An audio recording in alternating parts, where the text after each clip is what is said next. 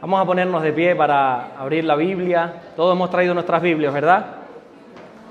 Y vamos a abrir en un libro que estamos estudiando los miércoles, que es Hechos de los Apóstoles. Ese es el nombre que se le ha dado, aunque como hemos visto muchos miércoles, el nombre correcto tendría que ser Hechos del Espíritu Santo.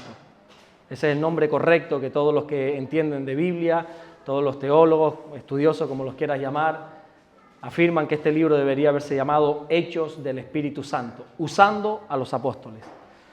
Y ahí en el capítulo 2, Hechos capítulo 2, versículo 42, dando por hecho que todos tenemos el móvil apagado, que no va a sonar un mensaje, una llamada, una alarma. Y dice la Biblia en Hechos capítulo 2, versículo 42, y perseveraban en la doctrina de los apóstoles, en la comunión unos con otros, en el partimiento del pan y en las oraciones. Versículo 43. Y sobrevino temor a toda persona, y muchas maravillas y señales eran hechas por los apóstoles. Todos los que habían creído estaban juntos. ¿Cómo estaban todos los creyentes? ¿Cómo estaban todos? Y aclara la Biblia, todos los creyentes, todos los que habían creído estaban juntos y tenían en común todas las cosas. Y vendían sus propiedades, sus bienes, y los repartían a todos según la necesidad de cada uno. Y perseverando unánimes cada día en el templo y partiendo el pan en las casas, comían juntos con alegría y sencillez de corazón. Versículo 47, alabando a Dios y teniendo favor con todo el pueblo. Y como conclusión de todo esto, dice que el Señor añadía cada día a la iglesia los que habían de ser salvos. Amén. Señor, gracias por tu hermosa palabra, Señor. Oramos en el nombre de Jesucristo, que mientras tu palabra es predicada en esta tarde, Señor, en esta noche, Señor, que ocurran los prodigios, las señales, las maravillas, las sanidades, las liberaciones, todo lo que tu palabra dice y promete que pueda hacer, Señor, oramos para que ocurra esta noche en nuestras vidas, Señor. Gracias, mi Dios, por todo lo que estás haciendo y por todo lo que vas a hacer en el nombre de Jesús. Y solo el que lo cree dice fuerte. Amén. Se puede sentar. El que no lo cree no hace falta que diga nada. Qué tremendo este pasaje donde estamos encontrando cómo empezó la iglesia. Hay muchos debates que tienen una fácil respuesta, pero bueno, la gente sabe que le gusta complicarse la vida. Pero que cuál es la iglesia verdadera, la iglesia que fundó Cristo, que si es la católica, que si es la evangélica, que si es no sé cuánto. Bueno, el Señor no fundó ninguna iglesia ni católica ni evangélica, el Señor fundó la iglesia de Cristo. Eso es lo que tenemos que tener claro. Que luego algunos hayan ido por la rama del catolicismo, eso es un punto y aparte. Que luego algunos hayan ido por la rama del evangelismo, eso es un punto y aparte. Que luego algunos hayan denominado adventistas, eso es un punto y aparte. Cristo no fundó una denominación. Cristo fundó la iglesia. Solo hay una iglesia, la iglesia universal.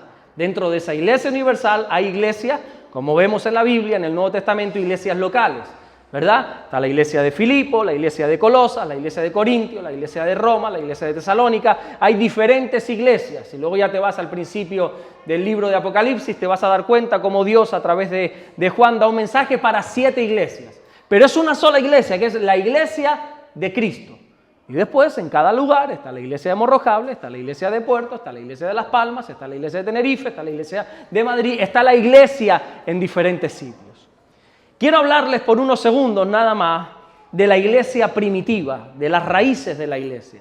¿De dónde sale todo esto que hoy conocemos como iglesia?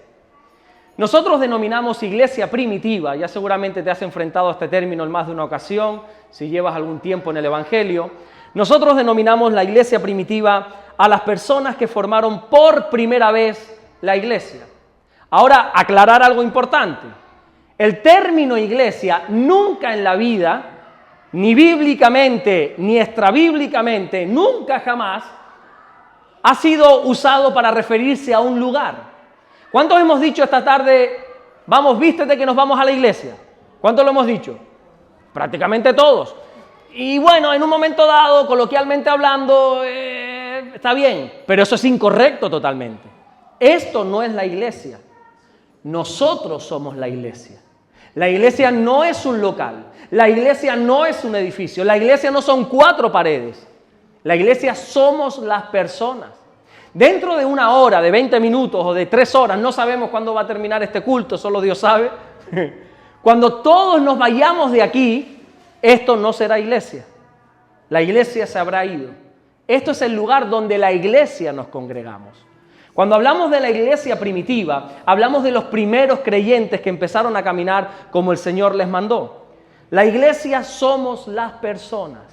Está bien, usted siga usando ese término. Venga, vístete que nos vamos para la iglesia. Venga, apúrate que llegamos tarde a la iglesia. Porque nos entendemos. Pero mientras tengas claro que esto no es la iglesia, esto es un local. Que hace unos años atrás era un gimnasio. Hace unos años atrás era un local de muebles. Y hace unos cuantos años atrás no sé ni lo que era. A lo mejor ni existía. La iglesia somos tú y yo. Y la iglesia primitiva comenzó con 120 hermanos reunidos en un lugar que nosotros conocemos como el aposento alto. La Biblia enseña que cuando Cristo muere, ¿cuántos días estuvo muerto? 3 días. Era una señal. Así como Jonás estuvo 3 días en el vientre del pez, así estará el Hijo del Hombre, ¿verdad? En el interior de la tierra, en el centro de la tierra. Cuando Cristo muere, la Biblia enseña que está 3 días muerto. Ahora una pregunta. ¿Cuándo muere el Señor? ¿Un jueves o un miércoles? ¿Cuándo muere el Señor? No es tan fácil, parece fácil, pero no lo es. Lo cierto es que cuando muere el Señor, no importa cuándo muere, lo cierto es que muere, está 3 días muerto. La Biblia nos enseña que resucita para la gloria de Dios. ¿Y qué sucede cuando resucita? Hoy me sorprendieron los hermanos de Puerto por la mañana porque muchos no conocían esto. Digo, pero si es que, ¿cómo no vas a saber esto? ¿Qué sucede cuando Cristo resucita? ¿Qué pasa con Él? ¿Asciende al cielo? ¿Cuánto tiempo está aquí en la tierra? En cuerpo presente, un cuerpo glorificado, sí, pero en cuerpo presente, ¿cuánto tiempo? 40 días. 40 días. Y uno dice, bueno, ¿y qué hacía esos 40 días? Estar con los discípulos. La Biblia da algunos pasajes de esos 40 días, como por ejemplo, como había tanta persecución, se había armado tanto revuelo por la resurrección del Señor, los judíos estaban diciendo, incluso acusando a los cristianos que habían robado el cuerpo, que nunca hubo una resurrección, sino que habían robado el cuerpo. Bueno, empezó una persecución contra el cristianismo tremenda, así que los creyentes se escondían, y en medio de una de esas reuniones clandestinas que tenían los discípulos, dice el Señor que con las puertas cerradas, con las ventanas cerradas, se les aparece en medio de ellos. Y les dice, paz a vosotros.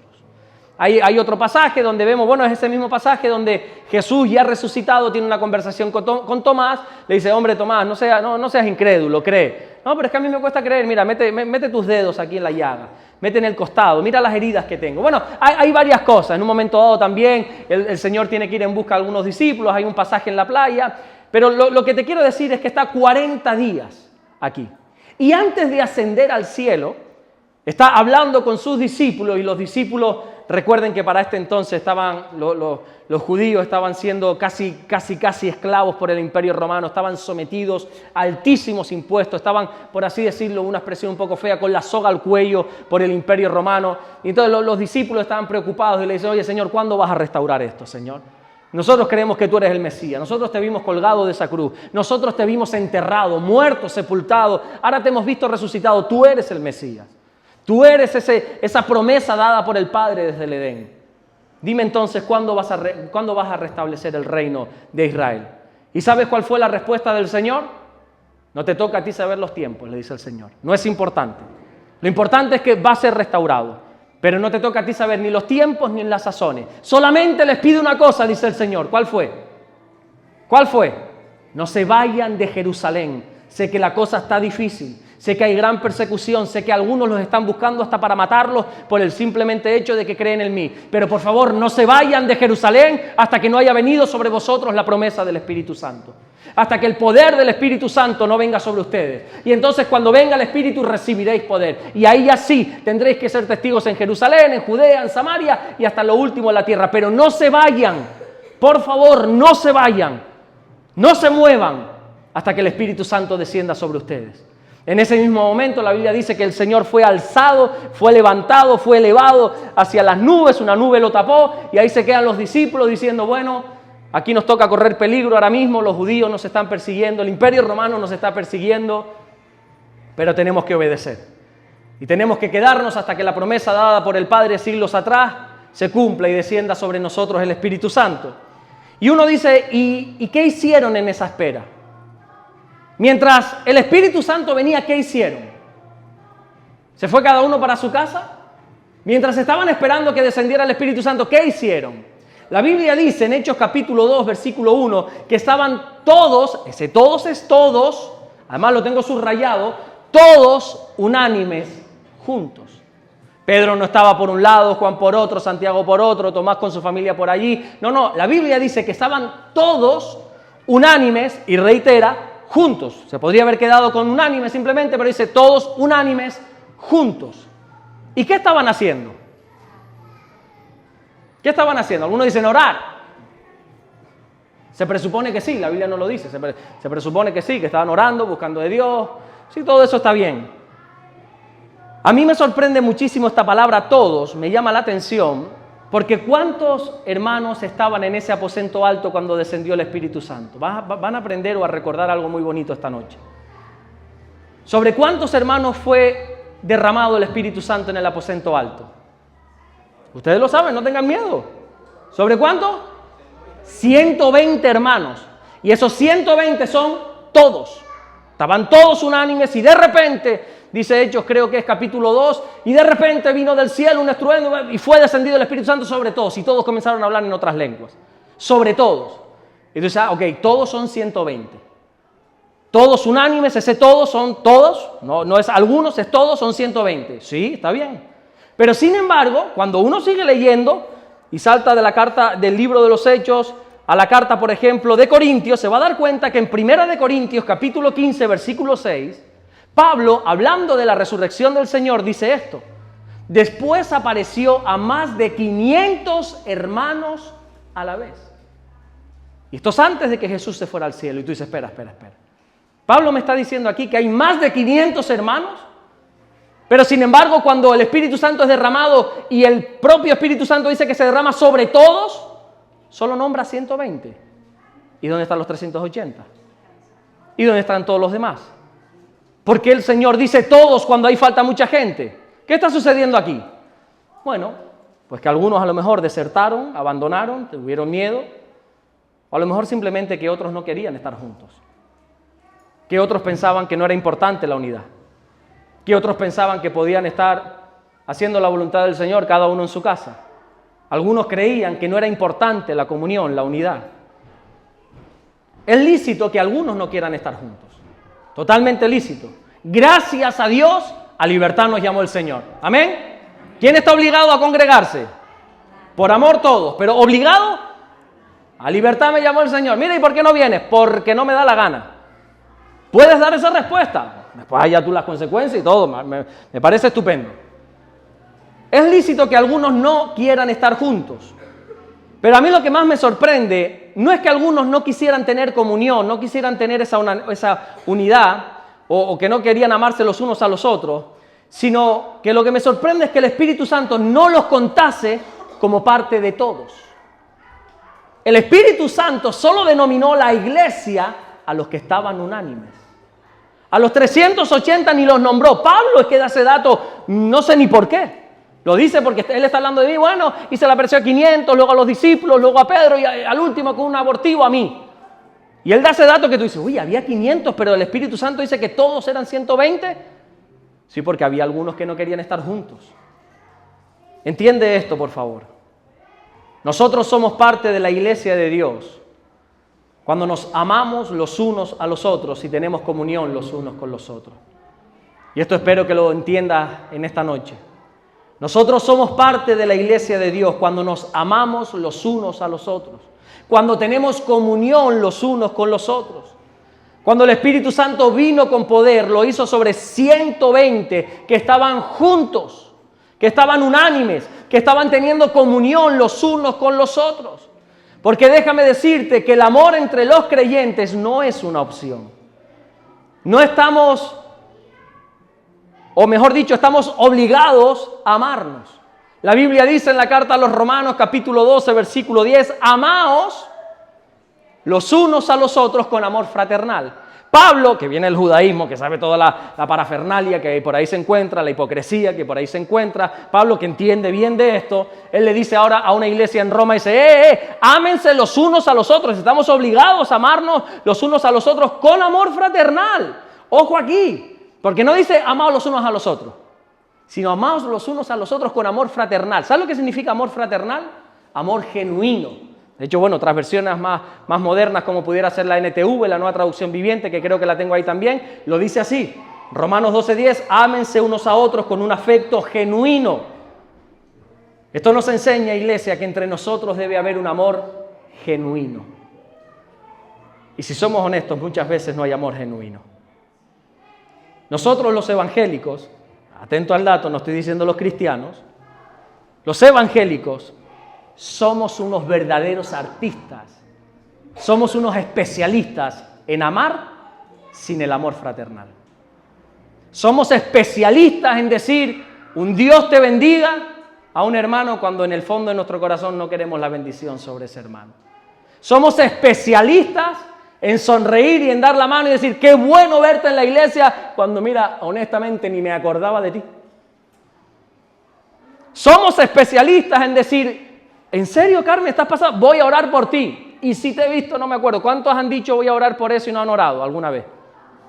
Solamente Carmen, yo, Arley y Amy. ¿O se está rascando o está levantando la mano también? ¿Qué la vi ahí?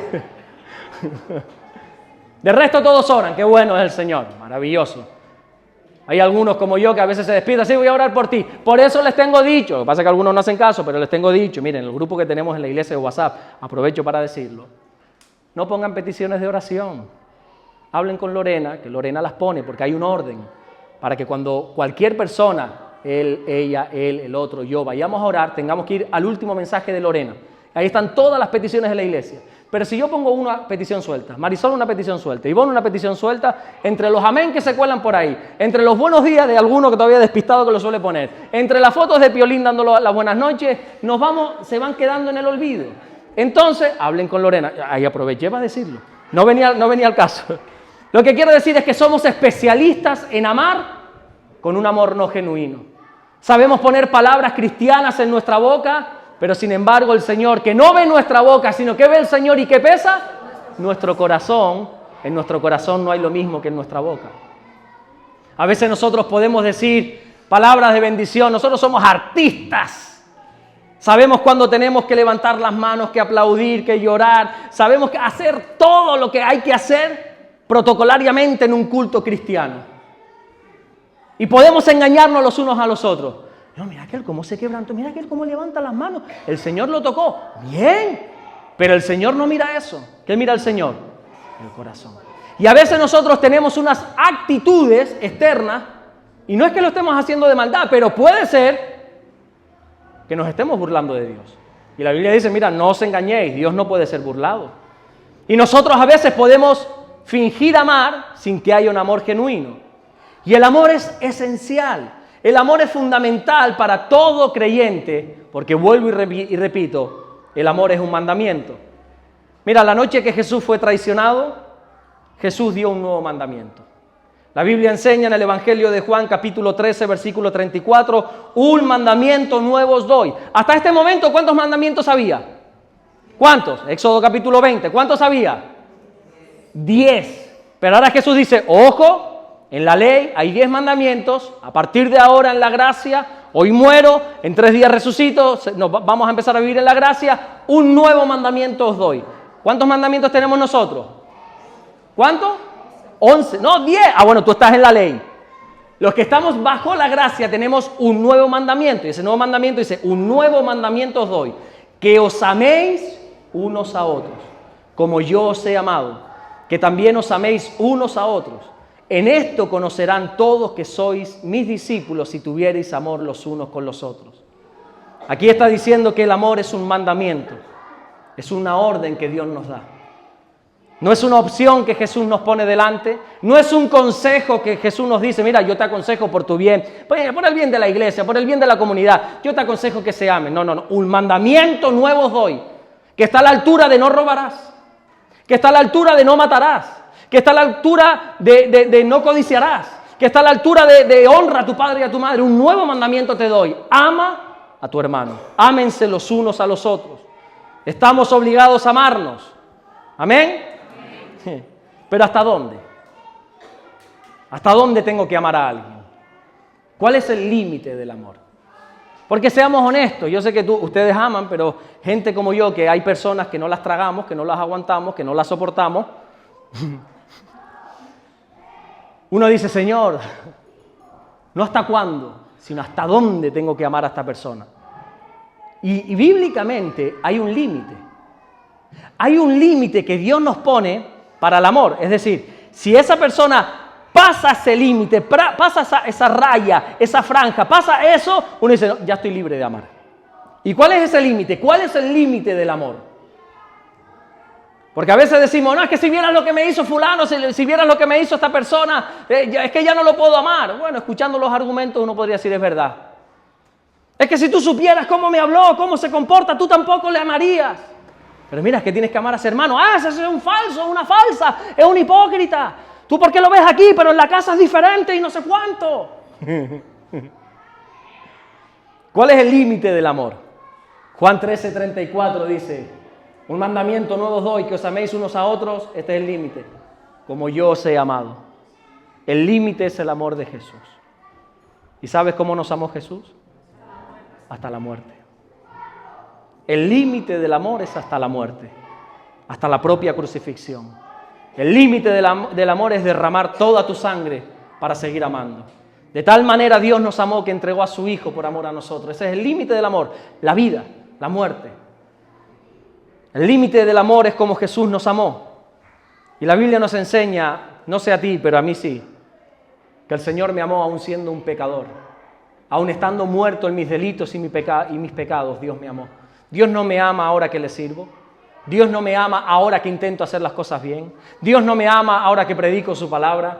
La Biblia me enseña que Dios me amó aún cuando estaba muerto en mis delitos, en mis pecados, que me enfangaba en esas porquerías de pecados. Ahí Dios me amó.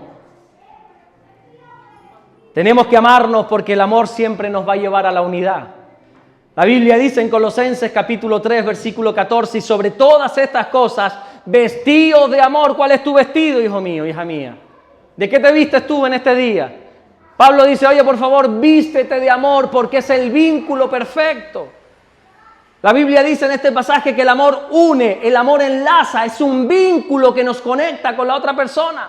Créeme que si buscamos las diferencias entre las personas las vamos a encontrar. Yo puedo ahora mismo buscar una diferencia con cada uno de ustedes, y ustedes conmigo, lógicamente, sin esforzarme. Sé alguna diferencia que me puede separar de Carmen. Sé alguna diferencia que me puede separar de cualquiera.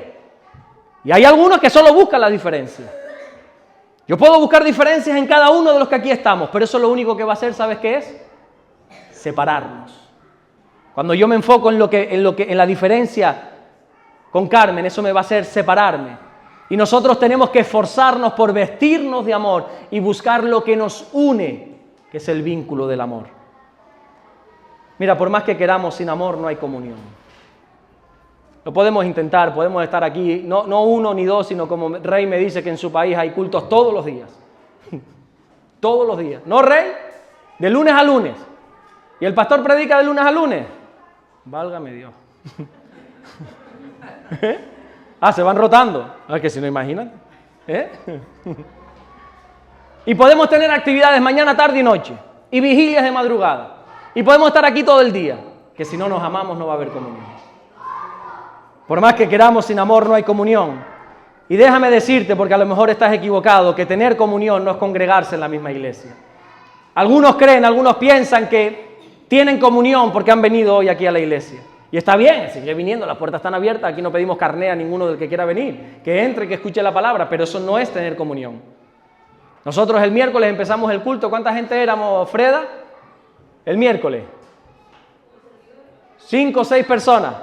Y acabamos el culto 20, 30 personas. Los domingos empezamos el culto, somos 20. Y acabamos el culto, somos no sé cuántos. Bueno, acabamos. Antes de acabar ya 20 se han ido. Hay 3 taxis esperando ahí en la puerta porque ya en el llamado ya hay gente que está mandando mensajes. Ven a buscarme. A la avenida Jandía 15, por favor, encima de la policía local. Y hay 3 taxis ahí esperando. Y no, hoy me congregué, hoy tuve comunión. No, eso no es comunión. Comunión es tener las cosas en común. Comunión significa común unión. Venir y estar juntos. Oye, Carmen, ¿qué tal? ¿Cómo estás? Samir, ¿todo bien esta semana? ¿Y qué tal? Bien, lo que quiera que sea, tener las cosas en común. Compartir la vida significa tener comunión. Hazte una pregunta, ¿qué tienes en común con ciertos hermanos aquí? Salvo que vienes a la misma iglesia. ¿Qué tienes en común? Porque si la respuesta es nada, que probablemente el 99% de las personas digan aquí, nada, hay un problema que tenemos que arreglar. La Biblia dice que para ser un verdadero discípulo no tienes que venir a la iglesia. Para ser un verdadero discípulo no tienes que leer la Biblia todos los días.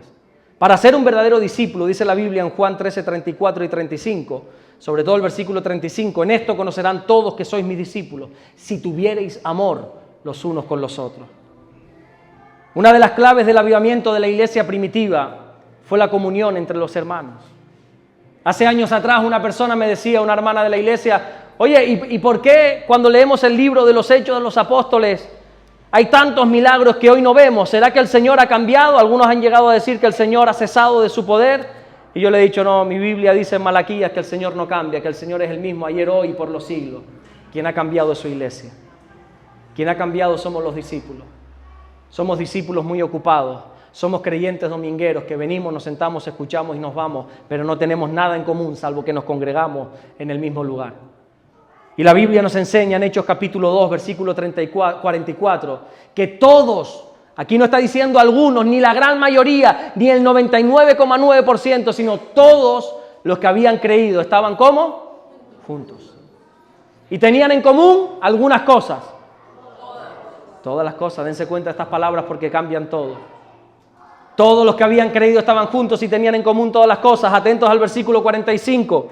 Y vendían sus propiedades, y vendían sus bienes, y los repartían a todos según la necesidad de cada uno, y perseverando unánimes cada día en el templo. La iglesia primitiva tenía todo en común, a tal grado que ellos ni se planteaban el hecho de sentarse a comer sabiendo que un hermano no tenía. Ellos decían, no, esto no puede ser. Hay que vender las propiedades para que todos tengamos. Es impensable que yo me siente a mi mesa y tenga comida sabiendo que hay un hermano que no tiene.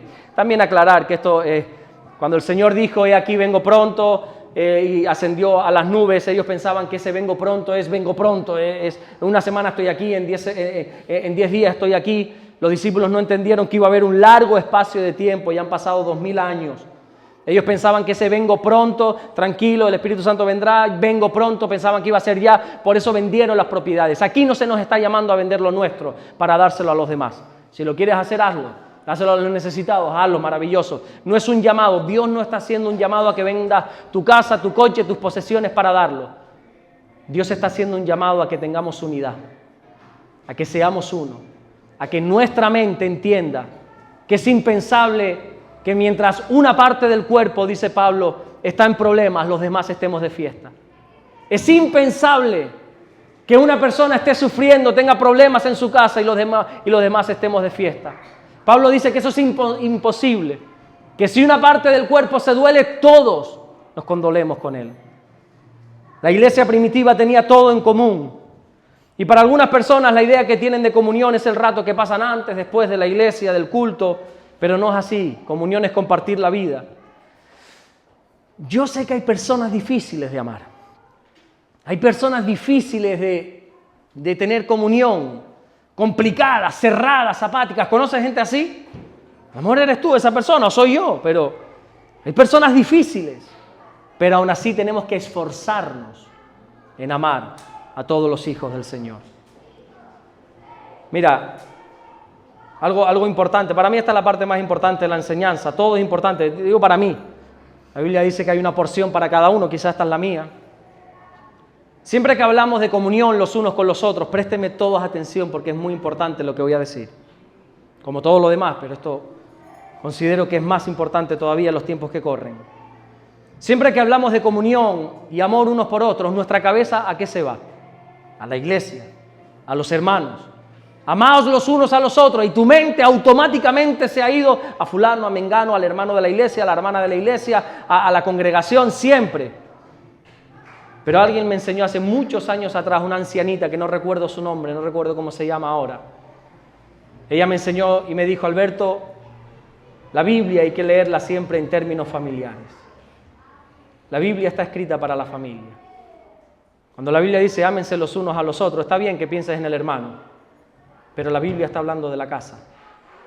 Ámense los unos a los otros es un mandamiento para que ames primeramente a los de tu casa. El miércoles hablamos un poquito de esto, pero quería extenderlo un poquito más. En 1 Corintios capítulo 9, versículo 5, Pablo dice en forma de pregunta: ¿no tenemos derecho de traer con nosotros una hermana por mujer, como también los otros apóstoles y los hermanos del Señor y Cefas? Para ponerte en contexto y no perder mucho tiempo en esto, Pablo aquí en ningún momento es que le haya echado el ojo a una mujer de la iglesia y ahora quiera tenerla por mujer, ni mucho menos. Léete el contexto para que sepas bien de qué va la historia. Pablo simplemente está defendiendo su apostolado. Se ve que algunos ahí de Corinto no creían en su apostolado, como muchos de hoy que no creen en el apostolado. Y entonces Pablo está defendiendo su apostolado y dice: oye, pero ¿qué pasa? ¿Que yo como apóstol no puedo comer, no puedo beber? ¿Qué pasa? ¿Que yo como apóstol ahora tampoco puedo traerme a mi mujer a mis viajes misioneros? ¿No me puedo hacer acompañar de mi mujer como hacen todos los apóstoles y Pedro? Cefas significa Pedro, Cefas en arameo es Pedro. ¿Qué pasa? ¿Que yo no puedo ahora venir como todos los demás con mi mujer? Todos los apóstoles sirvieron al Señor hasta pagar con su propia vida. La historia bíblica y casi mucha historia secular nos muestra cómo todos los apóstoles murieron mártires. El único que no murió como mártir fue Juan, que murió desterrado en una isla llamada Patmos, pero fue a causa de la palabra del Señor. Así empieza el libro de Apocalipsis. Fue mártir también. Todos sirvieron al Señor 24 horas, 7 días a la semana. Todos fueron fieles siervos del Señor, pero todos se hicieron acompañar de sus esposas. Pedro no decía: mujeres, que tengo que ir a servir, y la dejaba en casa. Pablo dice: ¿qué pasa? ¿Que yo no me puedo hacer acompañar de mi esposa como hacen todos los demás? Todos los viajes misioneros iba el apóstol y su esposa. Iba el hombre con su mujer. Los apóstoles se hacían acompañar de sus mujeres. Si tienes a tu esposo o a tu esposa, cógele un momento la mano. Cógele un momento la mano a tu esposo o a tu esposa si la tienes ahí. Ese es tu compañero de viaje. Esa es tu compañera de viaje, no tu pastor, no tu hermano que está ahí, que te ha declarado que va a estar contigo hasta la muerte. Mañana si te ha visto no se acuerda. No aquel, no el otro. Hazte acompañar de tu esposo. Hazte acompañar de tu esposa. Luchemos por tener comunión principalmente con nuestra casa. Yo decía el otro día que si tú vienes aquí dentro de 5 años y ves que esta iglesia ha crecido por 1000, y ya no somos 100, somos 10.000, somos 100.000. Pero si aquí no ves a mi mujer y a mi hija, créeme que he fracasado como padre, como pastor y como cristiano. Si esta iglesia logramos multiplicarla, hacerla crecer, que el Señor añada cada día los que han de ser salvos y esta iglesia crece y se multiplica, pero mi hija no está ahí, he fracasado. Mi labor fundamental es mi casa. Está bien pastorear la iglesia, está bien cuidar del rebaño, pero con todos mis respetos, mi rebaño principal es mi mujer, es mi casa. Se llama Damaris y se llama Rebeca. Todos ustedes también, espero que entiendan lo que estoy diciendo, no estoy desvalorando nada. Por desgracia, fui enseñado muchos años a que Dios era lo primero, a que el servicio a Dios era lo primero. Y a punto de quebrantarme puedo decir que desgraciadamente he visto muchos matrimonios romperse por anteponer el servicio a la familia. Y pensando que se estaba haciendo lo correcto, muchos abandonaron sus casas inconscientemente con la excusa de servir a Dios. Muchos desatendieron a sus esposas, a sus esposos, por servir a la iglesia. Y pensar, lo peor de todo es que se piensa que se está haciendo bien, y hay un grave error en eso. Ya se los he dicho, Fátima ayer me dijo que me repito mucho. Fátima, lo siento, lo voy a contar otra vez. Cuando vino Manolo, nuestro pastor aquí, a inaugurar este local o a anunciar que teníamos este local, no me acuerdo para qué vino. Aquí no había nada y nos reunió todos aquí y empieza a hablar y yo contento. En esa columna donde está Napoleón, ahí estaba yo apoyado así. Pues estaba tan cansado que me estoy dejando dormir aquí, Manolo hablando y yo así medio dormido. Y Manolo no se le ocurre la mejor idea, el pastor José Manuel no se le ocurre la mejor idea que decir, hermanos, yo les voy a decir una cosa. ¿Cómo habla él? Si alguno de ustedes un domingo no quiere venir a la iglesia porque se va con su mujer, con su marido a la playa o con sus hijos, que no venga. Yo lo miré y digo, ¿qué hace? ¿Qué hace Manolo? Y después cuando nos fuimos a cenar yo le dije, Manolo, ¿qué hiciste? O sea, no está bien. Me dijo, Alberto, resetéate. Ya lo entenderás, me dijo. La familia es lo más importante. Pero mi cultura era otra. Mi pensamiento era otra. El reino, el reino, el reino, el reino. Gracias a Dios nunca he tenido problemas con eso porque mi mujer es más incansable que yo sirviendo al Señor. Ahí está batallando ahora con no sé cuántos niños. Más incansable que yo. Pero he visto matrimonios romperse por el servicio a Dios. ¿Y sabes qué vamos a hacer nosotros como pastores o como iglesia cuando tu matrimonio se rompa por el servicio a Dios? Con todo el dolor de nuestro corazón decirte, vamos a orar por ti. Porque no podemos hacer nada más. Cuide de su familia, por favor. Cuida de tu esposo, de tu esposa, de tus hijos. Cuida de tus padres si todavía eres joven. Algún día te irás y ya los dejarás de ver tanto, créeme, a los jóvenes. Tranquilo que ya los vas a perder de vista en un par de años, pero cuídalos. Cuida de tu familia. Los apóstoles, con el ritmo frenético que tenían sirviendo al Señor, se hacían acompañar de sus esposas. La comunión es tan importante que de ella depende la salvación de muchos. Dice la Biblia en Hechos capítulo 2, versículo 42, y perseveraban en la doctrina de los apóstoles, en la comunión unos con otros, en el partimiento del pan y en las oraciones, versículo 47, y el Señor añadía cada día a la iglesia los que habían de ser salvos. El Señor no puede añadir a una iglesia donde no hay unidad. ¿Para qué va a añadir el Señor personas nuevas a la iglesia si cuando vienen lo que ven aquí es discordia? Lo que ven es a Ivón peleándose con Zapata, tirándose de los pelos ahí fuera. ¡Ah! Una gente dice, pues para eso no vengo, para eso me quedo yo en mi casa o en el mundo. Por eso el Señor dice, cuando hay unidad, cuando hay comunión, cuando todas las cosas se tienen unánimes, el Señor puede añadir a su iglesia los que han de ser salvos.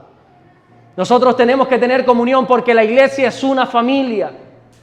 El Marcos capítulo 3, versículo 24 dice que si un reino está dividido contra sí mismo, tal reino no puede permanecer.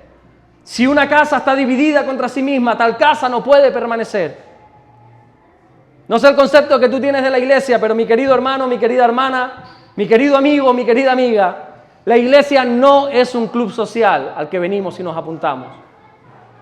No es un club, como me dijo el otro día uno aquí fuera, que no es de la iglesia, me dice, ¿cuánto hay que pagar? ¿Cómo fue que me dijo Ronald? ¿Cuánto hay que pagar? ¿Cuánto es la cuota que hay que pagar para poder entrar a la iglesia? No, mi hermano, esto no es un club. Esto no es un club social, no es un lugar de reunión como otros lugares. La iglesia no es un lugar al que voy, la iglesia es un lugar, la iglesia es una familia a la que pertenezco. La iglesia es una familia, una comunidad donde lo que tiene que reinar aquí es el amor. ¿Tú te has preguntado alguna vez por qué vienes a la iglesia? ¿Para qué has venido hoy a la iglesia? Porque muchos vienen para aliviar sus conciencias. Piensan que viniendo agradan a Dios y alivian sus conciencias. Bueno, hice la gamberra durante la semana, pero fui el domingo, fiché con Dios, con mi jefe, ya. Otros vienen por costumbre, por rutina, que hoy domingo es 6, hoy tengo iglesia. Otros vienen obligados. ¿Cuántos obligados hay aquí? Un par de manos a punto, ¿eh? 2 razones por las cuales nos congregamos. La primera es adorar a Dios. Amén. ¿Hemos venido a adorar a Dios? Amén. Y la segunda es tener comunión los unos con los otros. Si la única finalidad de congregarse sería adorar a Dios, ¿sabes qué? Eso lo puedes hacer solo en tu casa. El mismo Dios que hay aquí está en tu casa. No te puedo mentir, no te puedo manipular y decir que aquí hay un Dios especial y que aquí en la congregación hay un Dios especial, porque eso es un disparate. El mismo Jesús que aquí está en tu casa. El mismo Señor que aquí está, la Biblia dice, Jesús mismo dijo, tranquilo, en la intimidad, entra en tu habitación, cierra la puerta y allí está tu Padre. Que no está aquí también, pero allí está tu Padre también. La única finalidad de venir aquí no es adorar, porque si fuera adorar lo podríamos hacer en casa. Es tener comunión los unos con los otros. Mi querido hermano, nuestra fe no está diseñada para vivir en soledad. Eclesiastés 4:9 nos enseña que mejor son dos que uno, siempre, siempre. Mejor estar en comunión que estar solo. Nosotros no necesitamos los unos a los otros porque solos no podemos avanzar. Y la soledad en ninguno de los casos es buena. En algunos momentos puntuales es agradable, es necesaria, pero no es buena. La Biblia enseña desde el principio en Génesis capítulo 2, versículo 18, que no es bueno que el hombre esté solo. El hombre se refiere al hombre y a la mujer. No es bueno que la persona esté sola. Y ojo aquí, porque esto es antes de Génesis 3. Esto no lo dijo Dios cuando el hombre cayó en pecado. Esto lo dijo Dios cuando la presencia de Dios estaba con el hombre. Cuando literalmente la presencia de Dios paseaba junto con el hombre. Y aún así dice, no es bueno que el hombre esté solo. Necesita ayuda idónea. Necesita compañía. No es bueno. Nunca la soledad fue buena. Por eso nos necesitamos los unos a los otros. Y al diablo le encanta aislarnos. Al diablo le encanta lanzarte dardos de fuego contaminados a tu mente. Pensamientos a tu mente, decir, ¿para qué vas a ir? ¿Para qué? ¿Para encontrarte con fulano? ¿Para qué vas a ir? Si ahí está Mengano, ahí está Zapata y no sé cuál. Si siempre te cojo a ti, pero ¿sabes que yo te quiero un montón, Carmen? Y nos encanta aislarnos. Nos tira esos dardos. ¿A cuántos el enemigo ha intentado tirar dardos de fuego a la cabeza? Para que no vengas a la iglesia, para que no te congregues más. Y te mete excusas en tu cabeza, ¿pero para qué? Si tú en tu casa puedes hacerlo solo y puedes leer la Biblia y ya está. ¿A cuántos? A ver la mano, a ver si no soy a mí nada más. El diablo siempre usa la misma estrategia. Y te mete argumentos en tu cabeza. Te quiere separar de la manada por medio de roces, de rencillas, de problemas, de desacuerdos con el hermano, con la hermana, con el pastor, con aquel, con el otro. Es que no me saludó, es que no me dijo. Es que en la calle es uno, en la iglesia es otro. Es el pan de cada día, hijo mío. Porque sabe que cuando estamos en soledad no es bueno. Cuando estamos aislados somos vulnerables. Ojo aquí, porque aquí tengo que aclarar que no somos adivinos tampoco. Mucha gente se ofende porque no se le llama, porque no se le visita cuando está mal. Pero si no dices nada. El otro día una persona se ofendió con nosotros, conmigo, pero enfadadísimo. Porque no le llamé y estuve ingresado. Digo, ¿pero a quién se lo dijiste? Yo no lo sabía. Si yo lo sé, yo te llamo, por lo menos te llamo. Visitar no sé si puedo, ojalá pudiese, pero por lo menos llamar, por lo menos un WhatsApp te lanzo. Un ¿cómo estás? Dios te bendiga. Pero si yo no sé nada, yo adivino no soy. Entonces hay personas que están solas porque quieren. Porque aquí hay un pastor que les ama. Aquí hay cantidad de hermanos dispuestos a visitarte, a llamarte, a orar por ti, a hincar rodillas por ti para que te vaya bien. Pero si estás mal y no dices nada, es que... Hijo mío, hija mía, yo no soy adivino, yo te lo digo con todo el amor de mi corazón, no te ofendas conmigo si no te llamo. Ahora, si me dices algo y no te llamo, sí, dime que soy un sinvergüenza, un gamberro, lo que quieras, pero si no me dices nada, yo qué sé. A veces no se llama, no se visita en el proceso por dos motivos, porque no lo dices, o sabes por qué tampoco nadie te llama cuando estás en un proceso difícil. Porque a lo mejor es el mismo Dios que te está llevando a la soledad. Para que tú entiendas que de Él viene tu socorro. De Él, únicamente de Él. Nosotros nos ayudamos, nosotros nos amamos, nosotros nos levantamos, nos restauramos, pero de Él, ¿de dónde vendrá mi socorro? ¿Del hermano, del pastor, de fulano, de mengano? ¿De dónde vendrá? De Él viene mi socorro. Una señal de que alguien está bien con Dios es la comunión que tiene con los demás. En 1 de Juan, capítulo 1, versículo 6, dice... Que si decimos que tenemos comunión con Él y andamos en tinieblas, mentimos y no practicamos la verdad. Pero si andamos en luz, ¿cuántos andan en luz aquí? ¿Cuántos están en Jesús? Juan dice que si es verdad eso, porque él dice que hay algunos que mienten en esto, si es verdad que andas en luz, como Él está en luz, entonces tienes que tener comunión los unos con los otros. Los que andamos en luz, los que estamos en Jesús, tenemos comunión. Aquellos que constantemente están en pleitos, en roces, en discordias, buscando el fallo del hermano, es que me dijo, es que me hizo, es que no sé qué, es que me enteré. No solamente están demostrando falta de madurez, sino falta de intimidad con Dios. La Biblia en sí enseña que el amor cubre multitud de fallas. Si tú quieres encontrar fallos, esta es la iglesia. Si quieres encontrar defectos, estás en la mejor iglesia. Empezando por su pastor y terminando por el varón que está ahí atrás, por Rey, pasando por cada uno de ustedes. Si tú quieres encontrar defectos, esta es tu iglesia. Pero la Biblia dice que el amor cubre fallos. Que si verdaderamente estamos en la luz, no decimos, sino si verdaderamente estamos, tenemos que tener comunión los unos con los otros.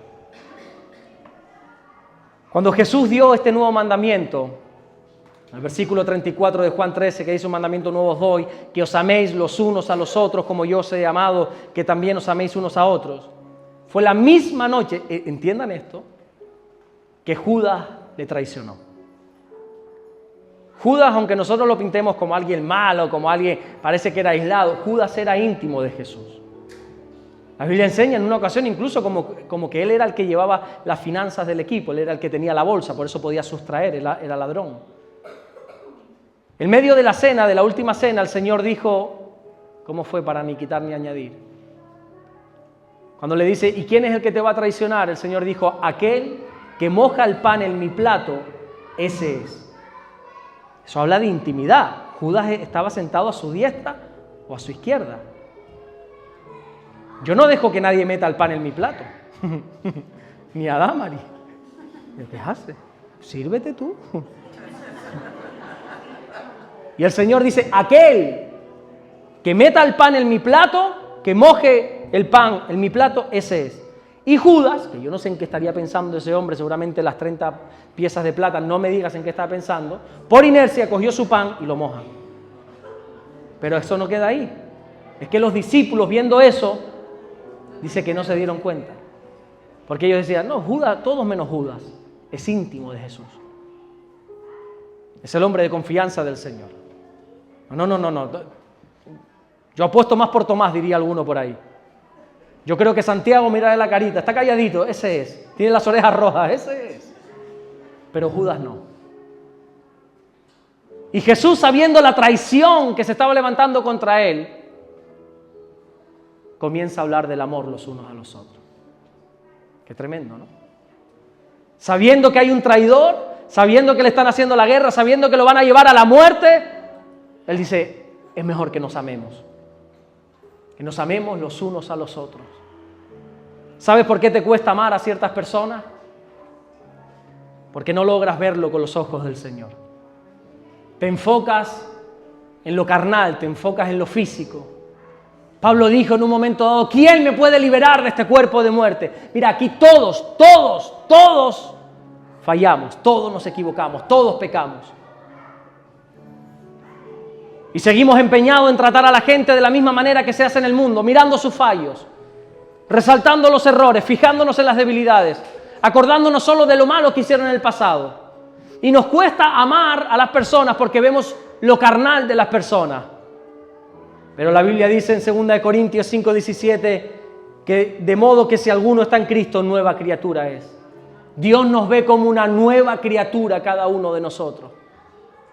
Dios puede ver en nosotros algo precioso en medio de tanta vileza. Dios puede sacar algo precioso de nosotros en medio de tanta porquería en nuestra mente, en nuestro corazón, en medio de tanta porquería que dejamos entrar a través de nuestros ojos, de nuestros oídos. Aún así Dios dice, hay algo precioso en él. Yo con esta persona voy a ser capaz de avergonzar aún a los sabios, a los que se creen algo, porque Dios puede mirar con los ojos del Espíritu. Y cuando miramos a las personas como Dios las ve, es imposible no amarlas. El amor los unos por los otros es el segundo mandamiento más importante. Todos sabemos que el primer mandamiento, ¿cuál es? Amar a Dios, con todo lo que somos, con todo lo que tenemos. Pero es que el segundo mandamiento es el amor al prójimo. Y hay algunos que quieren aprender hebreo, arameo y griego, que quieren madurar en el Señor, quieren aprender, quieren ser, quieren lograr, quieren conquistar, quieren ir a las naciones. Y me parece bien. Y si alguno anhela obispado, buena obra desea. Que Dios te acompañe en ese camino y yo te voy a acompañar en la medida de lo posible. Pero si suspendes el segundo examen, que es el amor al prójimo, vas a fracasar. ¿Sabes por qué Dios nos manda amarnos los unos a los otros? Te voy a hacer todo esto ya corto, ya para terminar. Primero, porque cuando amamos nos asemejamos a Dios, porque Dios es amor. No significa que Dios ame, ojo aquí. Dios no ama, Dios es amor, dice la Biblia, que es diferente. Primera de Juan, capítulo 4, versículo 8. Y segundo, cuando amamos, Siempre el amor es la solución a todo conflicto. Escuchen bien los matrimonios, la familia, los hermanos en conflicto. El amor es la solución a todo conflicto. Cuando Pablo se encuentra con un problemón en la iglesia de Corinto, un desorden total, pecados que él mismo dice, mira, ni en el mundo he visto esto. Increíble lo que hay en esta iglesia. Una cosa caótica lo que me he encontrado aquí. La solución de él está en 1 Corintios 12:31, cuando dice, os voy a mostrar un camino aún más excelente. Y es el último versículo de 1 Corintios 12. Y el camino más excelente lo encontramos en 1 Corintios capítulo 13, que como bien sabe, lo que habla es del amor. El amor es el camino más excelente, hermano mío. Cuando escogemos el camino del amor, es lo más excelente que puedes hacer. Todos hemos deseado escoger alguna vez otro tipo de caminos. El camino de la ira. ¿Cuántos han cogido este camino alguna vez? Yo solo, y Viviana, y Natalia también, nuestra hermana. Los cubanos también cogen el camino este de la ira, ¿verdad? ¿Alguna vez lo he cogido este camino? El camino de la venganza. ¿Cuántos han cogido el camino de la venganza? O por lo menos lo han planeado, lo han pensado. Ay, si pudiera. Estoy contigo, Napoleón, yo también. Lo hemos pensado. ¿Cómo me vengo y cómo hago? ¿Y cómo le devuelvo este golpe a esta persona? ¿Y cómo le devuelvo esta traición a este Judas?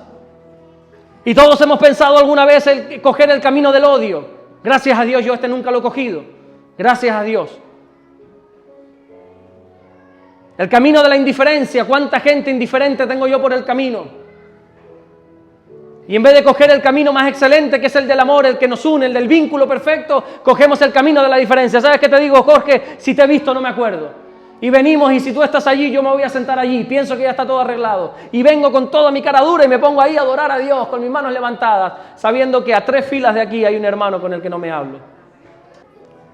Y hemos cogido el camino de la indiferencia, ¿verdad?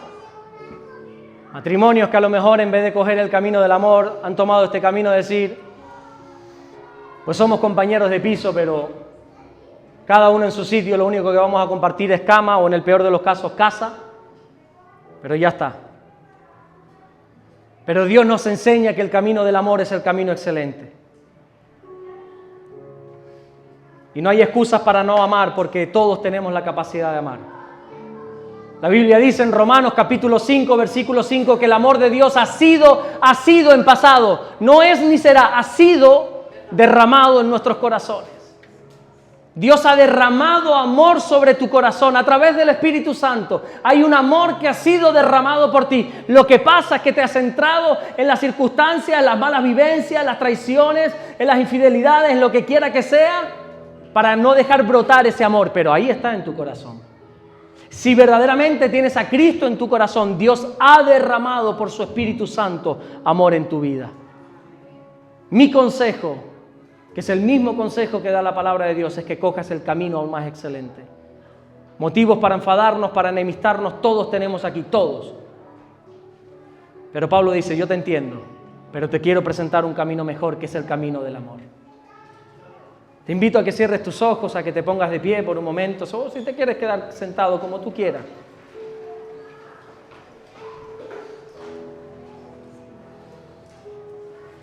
El amor cubre multitud de pecados. La traición no es una excusa para dejar de amar. Jesús amó la noche de su traición. Amar es un mandamiento, hemos recordado en esta noche. No es una opción, no es un consejo, es un mandamiento. Si de verdad quieres ser su discípulo, tienes que amar. Y Dios ha derramado su amor sobre ti.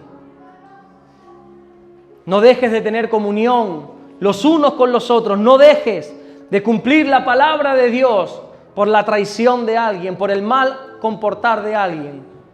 Dios ha derramado amor sobre tu vida, amor sobre tu corazón. Coge el camino del amor. No tomes el camino nunca de la venganza, de la ira, de la desobediencia. No tomes jamás el camino de separarte de Dios. No tomes nunca ese camino. Hay un camino más excelente que te está esperando. Sí sé que hay cosas que te separan, cosas que te destrozan la vida, el corazón, la mente, cosas que por más que se intente nunca va a volver a ser igual. Pero nuestro Dios es un Dios de amor, es un Dios de restauración. Yo creo en un Dios de restauración. que restaura no solamente familias, que restaura matrimonios, que restaura amistades, que restaura vínculos rotos por malos entendidos. Yo creo en un Dios que todo lo puede restaurar.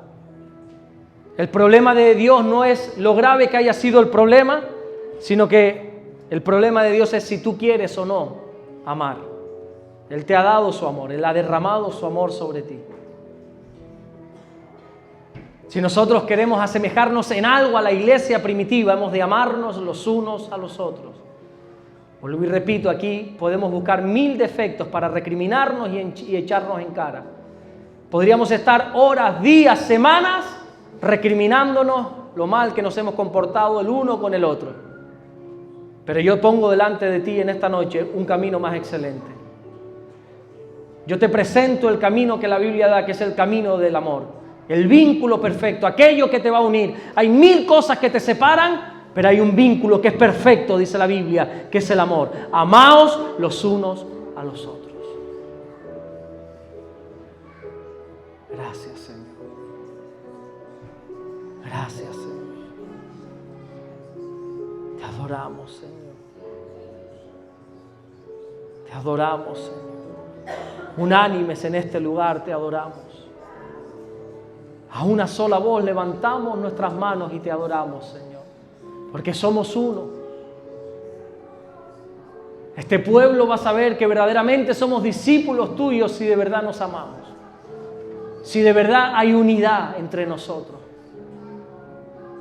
Ayúdanos, Señor, a tener todas las cosas en común. Levanta tus manos, iglesia, todos a una sola voz, todos en un mismo sentir delante de nuestro Dios. Y deja que el Espíritu Santo pueda venir como hizo en el Pentecostés.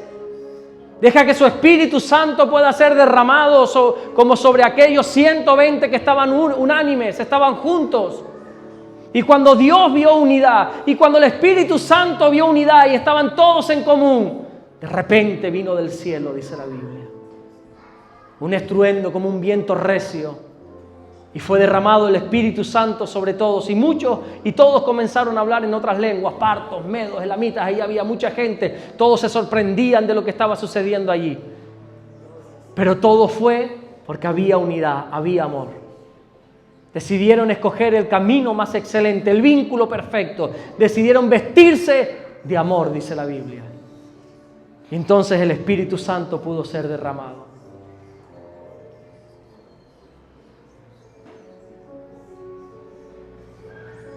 Señor, te adoramos. Te adoramos, Señor, en esta noche y te bendecimos.